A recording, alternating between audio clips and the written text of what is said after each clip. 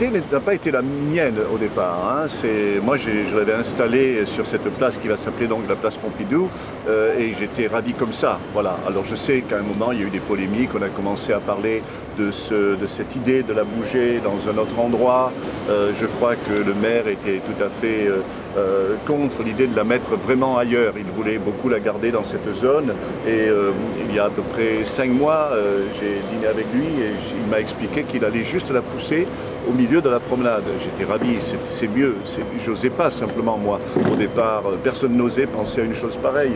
Mais je trouve que la décision qu'il a prise est très bonne parce que malgré l'effort que ça représente pour chacun, cet emplacement maintenant est devenu idéal. Si vraiment je mérite suffisamment de considération pour avoir un lieu aussi prestigieux que la promenade des Anglais, eh bien en tout cas le résultat visuel, esthétique est tout à fait satisfaisant. Vous savez, j'ai travaillé pour le 100e anniversaire du rattachement de Nice à la France, hein, puisque j'étais un jeune décorateur à l'Opéra de Nice. Et là, j'ai travaillé pour le 150e anniversaire en faisant cette sculpture. Et mon ambition aujourd'hui, c'est de travailler pour le 200e anniversaire. Alors en faisant quoi? Bien entendu, je suis trop âgé pour être présent dans 50 ans ici, mais je vais faire un modèle, une maquette de sculpture qui sera complètement secret. Personne ne le verra, sauf moi, puisque je l'aurai conçu.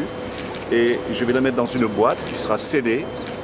Un notaire va être présent, il y aura une lettre qui accompagnera cette boîte et qui dira que un an et demi avant le 200e anniversaire du rattachement de Nice à la France, on pourra ouvrir la boîte.